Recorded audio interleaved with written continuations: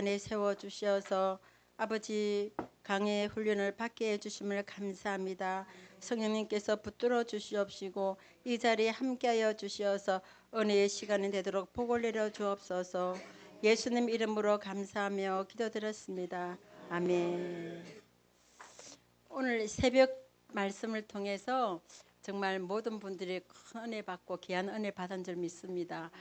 그 말씀이 아직 귀에 있고 마음에 남아 있으실 텐데 내가 이 단위에 와서 강의를 하려 하니까 진짜 제가 제 수준은 광야 수준밖에 안 돼가지고 이거 안 되겠다 싶어서 다 포기 목사님 걸 빌려서 좀 해야 되겠다 생각했는데 이 기억이 나야지 이 말이죠. 그래서 이 광야 수준을 넘어서 빨리 가나안의 말씀으로 들어가야 되겠다는 생각이 듭니다. 사모님 읽어주시겠어요? 23강 우리가 어떻게 하여야 하나님의 일을 하오리이까? 요한복음 6장 26절에서 29절에 개역 한글. 예수께서 대답하여 가라사대 내가 진실로 진실로 너희에게 이르노니 너희가 나를 찾는 것은 표적을 본 까닭이 아니요 떡을 먹고 배부른 까닭이로다. 썩는 양식을 위하여 일하지 말고 영생하도록 있는 양식을 위하여 하라. 이 양식은 인자가 너희에게 주리니 인자는 아버지 하나님의 인치신 자니라. 아멘. 예수님께서 보리떡 5개와 물고기 2마리로 5,000명을 먹이고 12강주를 남겼잖아요. 이것을 본 유대인들이 마이크를 가깝게. 예수님을 붙들어서 왕으로 삼으려고 했어요. 그건 왜냐하면 본인들이 예수님만 왕이 된다면 자기들이 예수님이 다 먹여주실 것이다 이렇게 생각했기 때문에 왕을 삼으려고 했는데 예수님께서는 기도하러 산으로 올라가셨죠. 예수님이 이렇게 오병이어의 기적을 베푸신 것은 단지 그들의 배고픈 것을 채워주기 위해서만 아니라는 거죠. 예수님이 표적을 베푸신 것은 하나님이시라는 것을 말씀하시기 위해서, 또한 예수님이 구원자라는 것을 말씀하시기 위해서 그들에게 보여주셨다는 거예요. 그런데 이들은 그런 생각은 하지 않고 오직 배 부른 것만 생각했다는 거죠. 그래서 왕으로 삼으려고 했다는 거죠. 오늘날도 마찬가지예요. 사람들이 영적인 일은 관심이 없고 오직 먹고 사는 일에만 마음을 두고 산다는 거죠. 어떻게 하면 돈을 많이 벌을까? 어떻게 하면 좋은 아파트, 큰 아파트로 갈까? 어떻게 하면 좋은 차를 굴리고 자녀들을 교육을 잘 시킬까? 거기에 마음을 다 쏟아서 자기가 죽어서 지옥 가는 건 아예 생각도 못 하고 있는 거죠. 오직 이 세상 인간의 정욕과 욕심과 인생의 자랑을 위해서만 오직 살아간다는 거죠. 이것이 예수님 보시기에는 얼마나 안타까웠겠어요. 왜? 알고 계시니까. 사모님 읽어주시겠어요? 28절 저희가 묻되 우리가 어떻게 하여야 하나님의 일을 하오리이까? 예수께서 대답하여 가라사대 하나님의 보내신 자를 믿는 것이 하나님의 일이니라 하시니. 공동번역. 사람들은 이 말씀을 듣고 하나님의 일을 위해서 우리는 무엇을 해야 합니까? 하고 물었다. 예수께서는 하나님께서 보내신 일을 믿는 것이 곧 하나님의 일을 하는 것이다 하고 대답하셨다. 영어 성경. 신은 정확하게 우리들이 무엇을 하기 바라느냐? 사람들은 물었다. 예수께서 대답하셨다. 하나님이 당신에게 그가 보낸 믿음 갖기를 원했다. 종합주석. 저희가 묻되 우리가 어떻게 하여야 하나님의 일을 하오리이까? 여기 이른바 하나님의 일이라는 말에 영서를 직역하면 도스갓, 하나님의 일들이라는 뜻이다. 이때 유대인들은 예수님의 말씀, 곧 영생하도록 있는 양식을 위하여 하라는 것을 오해하여 영생의 대가로 많은 인간적 업적을 생각했다. 그러나 예수님이 그들더러 일하라고 하신 것은 그런 의미가 아니었다. 그가 말씀하신 일이라는 것은 신앙을 의미하였다. 아멘. 유대인들이 예수님께 여쭤봤어요. 그러면 우리가 무엇을 하여야 하나님 일을 하는 것입니까? 하고 여쭤본 거예요. 그때 예수님이 하신 말씀이 하나님이 보내신 자를 믿는 것이 하나님 일이라고 말씀하셨어요. 예수님을 믿는 자, 그러니까 하나님 보내신 분이 예수님이시고 예수님을 믿을 때에 하나님이 일이라는 거예요. 이 믿는다는 것은 인격적인 주님을 만나는 것을 말하는데, 이 유대인들은 그냥 예수님을 선지자라고만 알고 있었던 거예요. 그런데 예수님이 나를 믿으면 내가 너희들에게 영생을 주겠다. 저 이 땅에 먹고 사는 것만으로 살지 마라. 저 천국이 있으니까 영원한 천국에서 영생하는 것을 위해서 살아라 하고 예수님이 말씀하시는 거예요. 그리고 예수님께서는 당신이 이렇게 영의 양식이 되어서 주겠다는 거예요. 나를 먹을 때, 나를 믿을 때에 너희들이 영원히 살아간다. 그리고 이 땅에 먹고 사는 것에 목적을 두지 말라는 하나님의 예수님의 말씀인 것입니다. 그래서 오늘날에도 사람들은 자기 육신에 자기 노력으로 구원받고자 하는 사람이 너무 많은 거예요. 이 사람들이 지금 무엇을 하여야, 유대인들이 무엇을 하여야 하나님 일을 합니까? 하고 물었던 거예요. 뭔가 자기가 노력을 해서 업적을 이뤄야만이 되는 줄 알고 있었다는 거예요. 그것은 오늘날도 마찬가지. 수많은 이단 사람들이 자기 노력으로, 자기 행위로 구원을 받고자 노력을 하고 있다는 거예요. 뭐 우리가 잘 아는 천주교 같은 교회 가톨릭 사람들은 예수님을 믿는다. 그렇지만 예수님을 믿는 것으로만은 안 된다. 우리의 선행이 따라야 한다. 그래서 예수님 믿는 것 플러스 자기의 선행을 강조하는 거죠. 공덕을 쌓아야 된다 해서 이 천주교 사람들은 굉장히 봉사를 많이 해요. 왜? 구원받기 위해서. 그것도 부족해서 성인들을 이름을 끌어들여서 성인들 공덕까지 자기 공덕으로 업적을 만들려고, 그래서 성인 숭배 사상이 나타난 거잖아요. 그것뿐만 아니라 신천지 같은 경우에도 13만 4천 명 안에 들어가면 신인합일 육체 영생을 얻어서 이 땅에서 안 죽고 영원히 산다는 것이 자기들의 교리예요. 신인합일이라는 것은 이 신천지 사람들이 13만 4천이, 그것도 얼마나 신천지 사람들이 많습니까? 지금 20만 명이 넘는데 그 중에서 하나님께서 딱 원하는 사람 14만 4천이 딱 되면 하늘에 있는 죽었던 순교자들 영혼이 있잖아요. 그 영혼이 신천지 14만 4천에게 들어온다는 거예요. 그 영혼이 들어오면 신인 합일이 되어서 신이 함께해서 안 죽고 이 땅에서 육체적으로 육체를 가지고 영원히 산다는 것이 자기 교리예요. 그래서 예수님의 영, 하나님의 영은 이만희한테 들어가고 이미 들어왔다 하죠.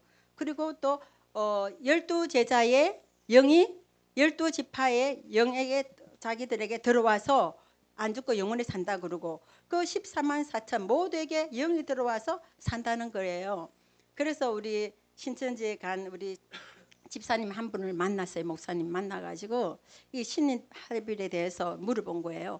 그러면 예를 들어 스데반이 우리 집사님 영 속에 들어온다면 그럼 누구의 인격으로 사느냐 하고 여쭤본 거예요. 목사님이 한 번도 들어본 적이 없는 거예요. 거기에서 누구한테 들어보지도 않았는데 목사님이 그렇게 딱 여쭤보니까 거기서 충격을 받는 거예요.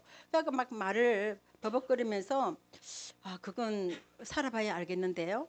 그 부부가 같이 사는 것처럼 그렇게 이야기하는 거예요. 그래서 그걸 신입합일이 되는 것이 부활이라고 하는 거거든요. 신천지에서는 우리는 예수님이 부활하신 것처럼 부활하는 것이 부활인데, 이 사람들은 그렇게 영이 들어와가지고 예를 들어서 스데반 영이 자기한테로 들어와서 이 인격으로 두 인격이 사는 거죠. 그렇게 이 땅에서 안 죽고 산다는 것. 그러면 이거는 완전 공황 상태가 아니냐 예수님께서 여쭤보니까 그에 대해서 당황하면서 그 다음부터는 안 만나 주려고 그러는 거예요. 그렇게 이 신천지는 그렇게 하고, 그뿐만 아니라 안식교, 여호와의 증인, 안상 증인의 모든 사람들은 뭔가 자기의 노력으로 구원을 받으려고 그렇게 노력을 하는 거예요. 그러나 그에게는 구원이 없다는 거 우리가 너무 잘 아는 거죠.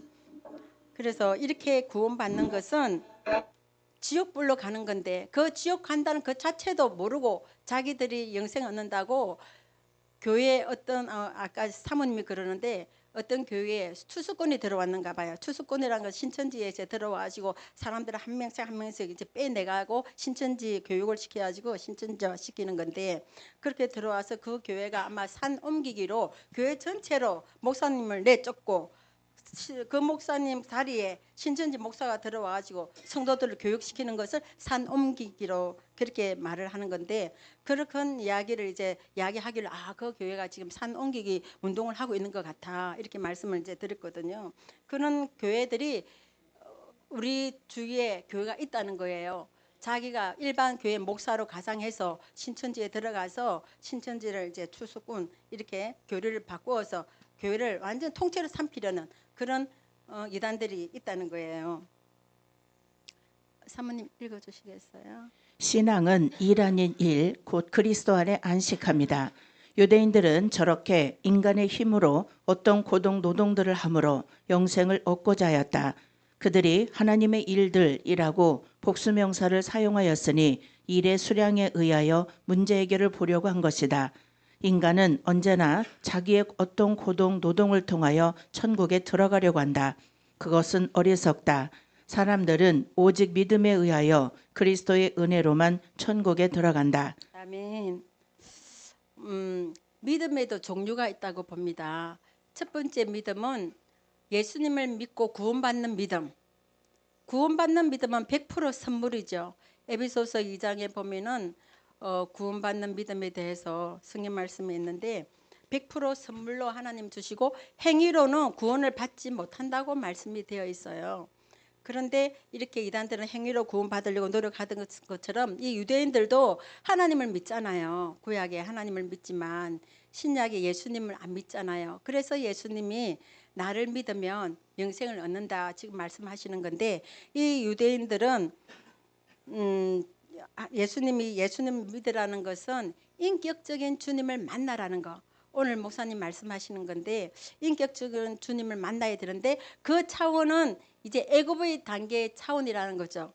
이제 애굽 때에도 우리도 인격적인 주님을 만났기 때문에 이 광야를 이기며 살 수 있었던 것처럼, 만약에 인격적인 주님을 못 만났다면 어려움이 오면 바로 주님을 떠날 수가 있죠. 그렇게 하는 사람들 많은 걸로 알고 있는데, 그러나 애굽 단계에서 예수님 인격적으로 딱 만나면은 절대 주님을 떠날 수가 없죠. 하나님께서 그 은혜의 단계에 들어가서 기뻐하고 행복해하고 주님은 살아계시고 나만을 사랑하는 것처럼 막 이렇게 느낀 단계를 다 거쳤을 거예요. 그런데 어떤 시점이 딱 들어가면 광야 생활을 옮겨가지고 광야에서 하나님이 멀리 계신 것처럼 느껴지고 하나님이 내 편이 아닌 것처럼 느껴지고 기도해도 응답도 없고 그런 때가 있었잖아요. 저는 있었거든요. 그럴 때에 굉장히 마음이 힘들어하지만 그럼에도 불구하고 절대 딜로 물러서지 않고 더 하나님께 매달리고 더 기도하고 더 하나님 붙들었던 그런 기억들이 기억나는데, 그런데 이제 지금이 우리가 주님을 그런 것 같아요. 목사님께서 인격적인 주님을 만나야 되는 것은 이제 애굽 단계가 아니고 가나안 단계에 왔을 때는 또 차원이 다르다는 것. 이제 주님을 만날 때에 가나안 단계에서는 정말 광야에서 나 자아가 꺾어지고 나를 부정하고 내가 죽어지고 내 교만과 아집과 모든 것이 다 이제 끝나고 이제 주님을 진짜 만날 때에는 주님과 나 사이에 가로막힌 게 없다 보니까 주님께서 나를 통해서 막 나타나는 것. 이제 그런 영적인 단계까지 우리가 갈 때에 정말 하나님께서 나를 통해서 일하시지 않을까. 아까 목사님 말씀이 정말 내 마음에 왔던 게 뭐냐 하면, 물론 뱀을 던졌을 때, 지팡이를 던졌을 때 뱀이 됐잖아요. 우리가 이 지팡이를 던져서 뱀이 된 그게 실상인데 우리가 그것을 의지하고 살았다는 거. 이 세상 물질과 이 세상의 모든 정말 뱀 같은 것들을 의지하고 살았다는 거. 내 삶이 그렇게 살았구나 하는 것을 새삼 느꼈는데, 그보다 더 중요한 것은 모세가 손을 이렇게 가슴에 이렇게 넣었을 때 문둥병자가 됐잖아요. 문둥이 걸렸잖아요.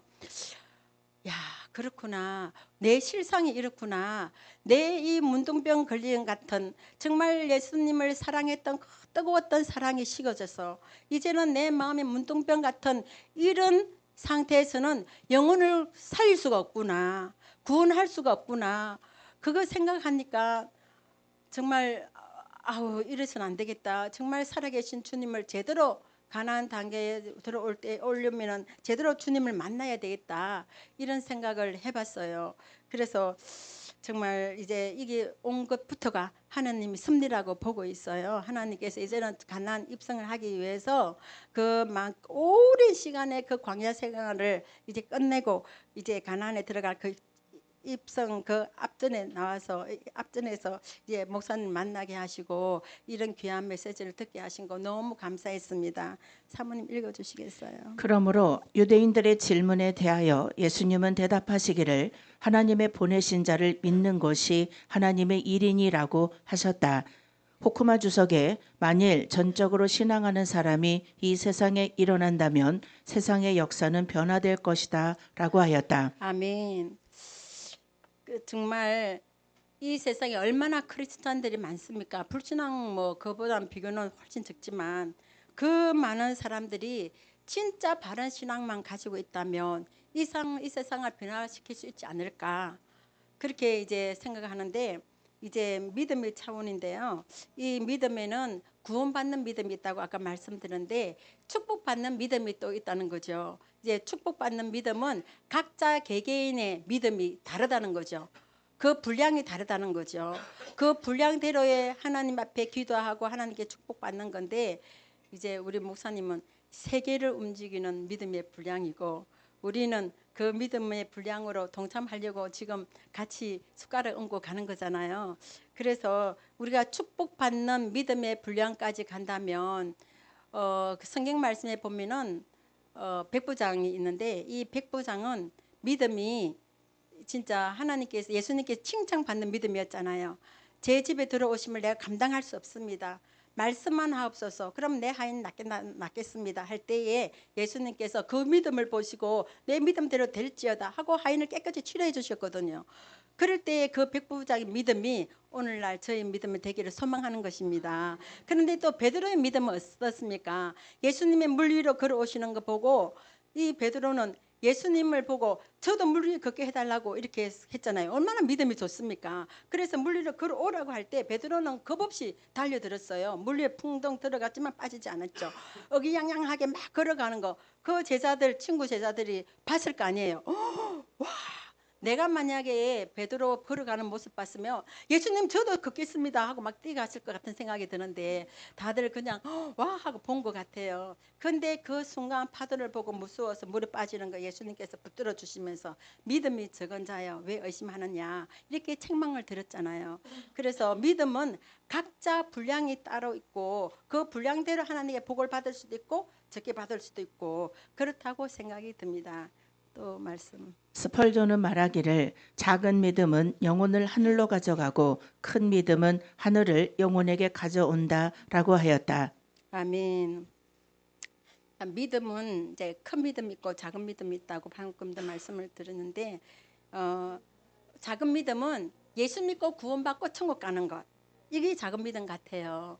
그리고 큰 믿음은 하늘의 능력과 진짜 하나님의 능력은 어마어마한데 우리는 그 조금도 제대로 받지 못해가지고 알면서도 그러지 그 능력 가운데 살지 못하는 게 너무 안타까운 거예요. 모르면 괜찮아요. 차라리 알고 있잖아요. 우리 모두가 하나님 능력이 얼마나 어마어마하다는 것 알면서도 그냥 그 능력을 간구하고 지금도 나가고 있는데 그 큰 믿음이 나에게 온다면 기적이 나타나지 않겠습니까? 그래서 9가지의 믿음의 은사 중에서 9가지의 은사 중에서 믿음의 은사가 있지 않습니까? 이 믿음의 은사가 나한테 주어지면 기적이 일어난다는 거죠. 어떤 불가능한 일도 믿음의 은사가 주어지면 기적이 나타나고 불가능도 가능케 되는 그런 역사가 나타나는데 이런 믿음의 은사가 온다면 얼마나 좋겠습니까? 우리 모두가 정말 사역자분들이신데 하나님의 믿음의 은사를 받고 능력을 받아서 정말 하나님께서 예배하신 그 영권, 인권, 물권을 다 받아서 나눠주는 우리 모두가 되기를 소망합니다. 감사합니다. 네, 감사합니다. 수고하셨습니다.